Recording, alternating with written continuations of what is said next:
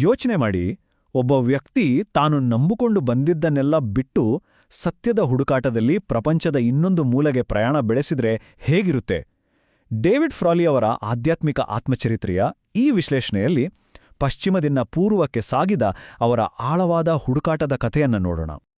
Frawley ಅವರ ಈ ಮಾತುಗಳನ್ನೊಮ್ಮೆ ಗಮನಿಸಿ. ಇದು ಕೇವಲ ಒಂದು ಜಾಗದಿಂದ ಇನ್ನೊಂದು ಜಾಗಕ್ಕೆ ಹೋದ ಕಥೆಯಲ್ಲ. ಇದು ಹಳೆಯ ಸೇತುವೆಗಳನ್ನೇ ಸುಟ್ಟು ಹಾಕಿ ಸಂಪೂರ್ಣವಾಗಿ ಒಂದು ಹೊಸ ಜೀವನವನ್ನೇ ಅಪ್ಪಿಕೊಂಡ ಕಥೆ. ಈ ಒಂದು ವಾಕ್ಯ ಅವರ ಪರಿವರ್ತನೆ ಎಷ್ಟು ತೀವ್ರವಾಗಿತ್ತು ಅನ್ನೋದನ್ನ ಹೇಳುತ್ತೆ. ಹಾಗಿದ್ರೆ ಫ್ರಾಲಿ ಅವರ ಈ ದೊಡ್ಡ ಪ್ರಯಾಣ ಶುರುವಾಗಿದ್ದು ಎಲ್ಲಿಂದ? ಅದರ ಬೀಜಗಳು ಅವರ ಬಾಲ್ಯದಲ್ಲೇ ಬಿತ್ತಲ್ಪಟ್ಟಿದ್ವು. ಅವರು ಬೆಳೆದ ಧಾರ್ಮಿಕ ವಾತಾವರಣದಲ್ಲೇ ಅವರ ಮನಸ್ಸಲ್ಲಿ ಕೆಲವು ಪ್ರಶ್ನೆಗಳು ಹುಟ್ಕೊಳ್ಳಕ್ಕೆ ಶುರುವಾದವು. ಆ ಪ್ರಶ್ನೆಗಳೇ ಅವರನ್ನು ಒಂದು ಹೊಸ ದಾರಿಯತ್ತ ತಳ್ಳಿದ್ವು. ಅವರ ಆರಂಭಿಕ ಜೀವನವನ್ನು ನೋಡಿದ್ರೆ, ಒಂದು ಕ್ಯಾಥೋಲಿಕ್ ಕುಟುಂಬದಲ್ಲಿ ಬೆಳೆದ ಹುಡುಗ. 10ನೇ ವಯಸ್ಸಲ್ಲಿ ಖಗೋಳಶಾಸ್ತ್ರ ಮತ್ತು ಪ್ರಾಚೀನ ಇತಿಹಾಸದ ಪರಿಚಯವಾದಾಗ ಅವರ ಪ್ರಪಂಚವೇ ಬದಲಾಗುತ್ತೆ. 16ನೇ ವಯಸ್ಸಿಗೆ ಬರುವಷ್ಟರಲ್ಲಿ ಚರ್ಚಿನ ಬೋಧನೆಗಳಿಗಿಂತ ಈ ಬ್ರಹ್ಮಾಂಡದ ವಿಸ್ತಾರವೇ ಅವರಿಗೆ ಹೆಚ್ಚು ನಿಜ ಅಂತ ಅನ್ಸೋಕ್ ಶುರುವಾಗುತ್ತೆ. ಇಲ್ಲಿಂದಲೇ ಅವರ ಬೌದ್ಧಿಕ ಜಾಗೃತಿಯ ಆರಂಭ. ಇಲ್ಲೇ ನೋಡಿ ಅವರೊಳಗಿನ ಆಂತರಿಕ ಸಂಘರ್ಷವನ್ನ. ಒಂದ್ಕಡೆ ನರಕ, ಶಿಕ್ಷೆ, ಪಾಪಪ್ರಜ್ಞೆಯಂತಹ ಚರ್ಚಿನ ಬೋಧನೆಗಳು, ಇನ್ನೊಂದು ಕಡೆ ನಕ್ಷತ್ರಗಳು, ಪ್ರಾಚೀನ ನಾಗರಿಕತೆಗಳು ಮತ್ತು ಈ ಅಪರಿಮಿತ ಬ್ರಹ್ಮಾಂಡದ ವಿಸ್ಮಯ. ಈ ಎರಡು ಪ್ರಪಂಚಗಳ ನಡುವಿನ ಬಿರುಕು ದಿನೇ ದಿನೇ ದೊಡ್ಡದಾಗ್ತಾ ಹೋಯಿತು, ಉತ್ತರಗಳಾಗಿ ಹುಡುಕುವಂತೆ ಮಾಡ್ತು. ತನ್ನ ಬಾಲ್ಯದ ನಂಬಿಕೆಗಳ ಚೌಕಟ್ಟಿನಿಂದ ಹೊರಗೆ ಬಂದ ಮೇಲೆ ಫ್ರಾಲಿ ಒಂದು ವಿಶಾಲವಾದ ಆದರೆ ಗೊಂದಲಮಯವಾದ ಜಗತ್ತಿನಲ್ಲಿ ನಿಂತಿದ್ರು. ಈಗ ನಿಜವಾದ ಹುಡುಕಾಟ ಶುರುವಾಯಿತು. ಜೀವನದ ಅರ್ಥವನ್ನ ಎಲ್ಲಿ ಹುಡುಕೋದು? ಸಹಜವಾಗಿಯೇ ಅವರ ಹುಡುಕಾಟ ಮೊದಲು ಶುರುವಾಗಿದ್ದೇ ಪಾಶ್ಚಾತ್ಯ ಚಿಂತನೆಗಳಲ್ಲಿ. ಅಸ್ತಿತ್ವವಾದದಂತಹ ಫಿಲಾಸಫಿಗಳು ಜೀವನದ ಅರ್ಥವನ್ನೇ ಪ್ರಶ್ನಿಸಿದ್ವು. 1960ರ ದಶಕದ ಕೌಂಟರ್ ಕಲ್ಚರ್ ಇದೆಯಲ್ಲ, ಅದು ಎಲ್ಲ ಸ್ಥಾಪಿತ ವ್ಯವಸ್ಥೆಗಳನ್ನೂ ತಿರಸ್ಕರಿಸಿತು.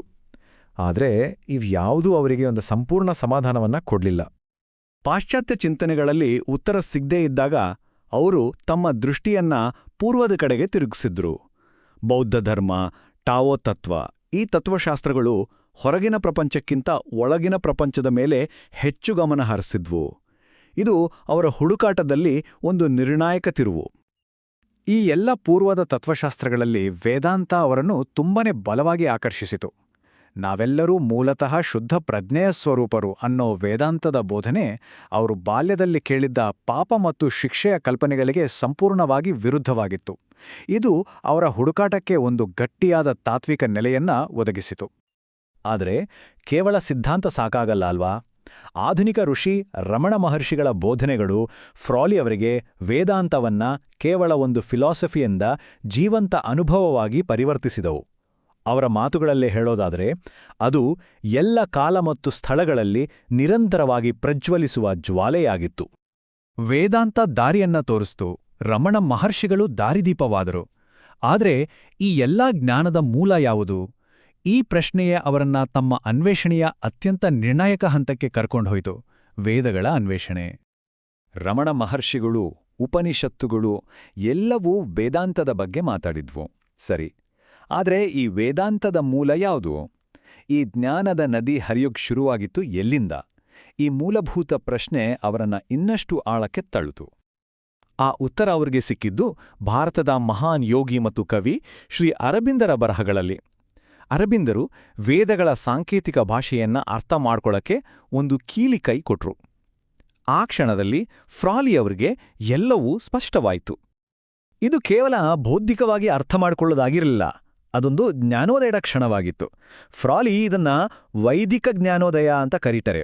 ವೇದಗಳು ಕೇವಲ ಹಳೆಯ ಪಠ್ಯಗಳಲ್ಲ, ಬದಲಿಗೆ ಈ ಬ್ರಹ್ಮಾಂಡದ ಪ್ರಜ್ಞೆಯ ವಿಕಾಸದ ಕಥೆ ಅಂತ ಅವರಿಗೆ ಅರಿವಾಯಿತು. ಈ ದೃಷ್ಟಿಕೋನದ ಬದಲಾವಣೆಯೇ ಅತ್ಯಂತ ಮುಖ್ಯವಾದದು. ಅಲ್ಲಿಯವರೆಗೂ ಪಾಶ್ಚಾತ್ಯ ವಿದ್ವಾಂಸರು ವೇದಗಳನ್ನ ಕೇವಲ ಪ್ರಾಚೀನ, ಅಸಂಸ್ಕೃತ ಆಚರಣೆಗಳ ಸಂಗ್ರಹ ಅಂತ ನೋಡ್ತಿದ್ರು.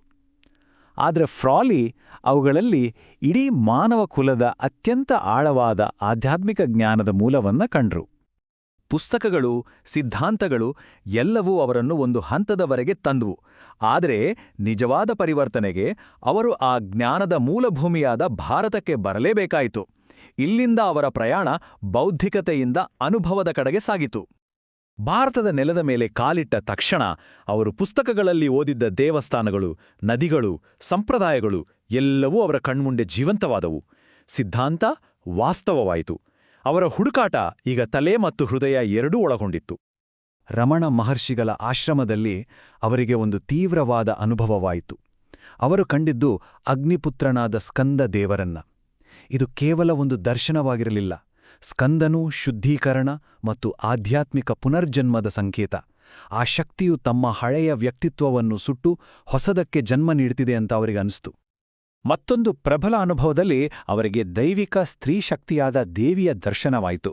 ಈ ದರ್ಶನದಲ್ಲಿ ಇಡೀ ಮಾನವಕುಲದ ಇತಿಹಾಸ ಅವರ ಕಣ್ಮುಂದೆ ತೆರೆದುಕೊಳ್ತು ಮತ್ತು ಭವಿಷ್ಯದ ಒಂದು ಹೊಸ ಸಾಧ್ಯತೆ ಕೂಡ ಗೋಚರಿಸಿತು. ಇದು ಅವರ ವೈಯಕ್ತಿಕ ಪ್ರಯಾಣವನ್ನ ಮೀರಿದ ಒಂದು ಬ್ರಹ್ಮಾಂಡದ ದೃಷ್ಟಿಕೋನವಾಗಿತ್ತು. ಈ ಎಲ್ಲ ಬೌದ್ಧಿಕ ಅನ್ವೇಷಣೆಗಳು, ಆಳವಾದ ಅನುಭವಗಳ ನಂತರ ನಾವು ಕೊನೆ ಹಂತಕ್ಕೆ ಬರ್ತೀವಿ. ಈ ಎಲ್ಲದರ ಪರಿಣಾಮವಾಗಿ ಫ್ರಾಲಿ ತಮ್ಮನ್ನ ಹಿಂದೂ ಅಂತ ಗುರ್ತಿಸ್ಕೊಂಡ್ರು. ಆದ್ರೆ ಅವರ ದೃಷ್ಟಿಯಲ್ಲಿ ಹಿಂದೂ ಆಗೋದರ ನಿಜವಾದ ಅರ್ಥವಾದ್ರೂ ಏನು? ಇದು ಕೇವಲ ಒಂದು ಧರ್ಮದಿಂದ ಇನ್ನೊಂದು ಧರ್ಮಕ್ಕೆ ಸೇರ್ಕೊಳ್ಳೋದಾ, ಅಥವಾ ಅದರ ಅರ್ಥ ಅದಕ್ಕಿಂತಲೂ ತುಂಬಾನೇ ಆಳವಾಗಿದೆಯಾ? ಫ್ರಾಲಿಯವರ ಪ್ರಕಾರ ಇದರ ಅರ್ಥವೇ ಸಂಪೂರ್ಣವಾಗಿ ಬೇರೆ ಇದೆ. ನೋಡಿ, ಫ್ರಾಲಿ ಅವರ ದೃಷ್ಟಿಯಲ್ಲಿ ಹಿಂದೂ ಧರ್ಮ ಅಂದ್ರೆ ಒಂದು ಮತ ಅಲ್ಲ, ಅದೊಂದು ಜೀವನ ವಿಧಾನ. ಇದು ಒಂದು ದೊಡ್ಡ ಆಲದ ಮರದ ಹಾಗೆ. ಅದಕ್ಕೆ ಅನೇಕ ಬೇರುಗಳು, ಕೊಂಬೆಗಳೂ ಇವೆ. ಇಲ್ಲಿ ಮುಖ್ಯವಾದದ್ದು ಧರ್ಮ ಅಂದ್ರೆ ಪ್ರಕೃತಿಯ ನಿಯಮಗಳಿಗೆ ತಕ್ಕಂತೆ ಬದುಕೋದು ಮತ್ತು ಆತ್ಮಜ್ಞಾನವನ್ನ ಪಡಿಬೇಕು ಅನ್ನೋದು. ಕೇವಲ ಕುರುಡು ನಂಬಿಕೆ ಅಲ್ಲ. ಈ ಮಾತು ಅವರ ದೃಷ್ಟಿಕೋನವನ್ನ ಸ್ಪಷ್ಟವಾಗಿ ಹೇಳುತ್ತೆ. ಅವರಿಗೆ ಈ ದಾರಿ ಅಂದ್ರೆ ಹೊರಗಿನ ಯಾವುದೇ ಸಂಸ್ಥೆಗೆ ಸೇರ್ಕೊಳ್ಳೋದಾಗಿರ್ಲಿಲ್ಲ. ಬದಲಿಗೆ ತಮ್ಮ ಒಳಗೆ ಇರುವ ದೈವಿಕತೆಯನ್ನ ಹುಡುಕುವ ಒಂದು ಆಂತರಿಕ ಪ್ರಯಾಣವಾಗಿತ್ತು. ಹಾಗಾದ್ರೆ ಫ್ರಾಲಿಯವರ ಪ್ರಯಾಣ ನಮಗೆಲ್ಲ ಏನ್ ಹೇಳುತ್ತೆ? ನಿಜವಾದ ಮತಾಂತರ ಅಂದ್ರೆ ಒಂದು ಧರ್ಮದ ಲೇಬಲ್ನಿಂದ ಇನ್ನೊಂದಕ್ಕೆ ಬದಲಾಗೋದಲ್ಲ. ಬದಲಿಗೆ ಅದು ನಮ್ಮೊಳಗಿನ ಸತ್ಯವನ್ನ ಅನ್ವೇಷಿಸುವ ಪ್ರಯಾಣ. ಹಾಗಿದ್ದಲ್ಲಿ ಪ್ರತಿಯೊಬ್ಬರ ಆಧ್ಯಾತ್ಮಿಕ ಗುರುತು ಯಾವುದು? ಇದು ನಾವು ಯೋಚಿಸಬೇಕಾದ ಪ್ರಶ್ನೆ.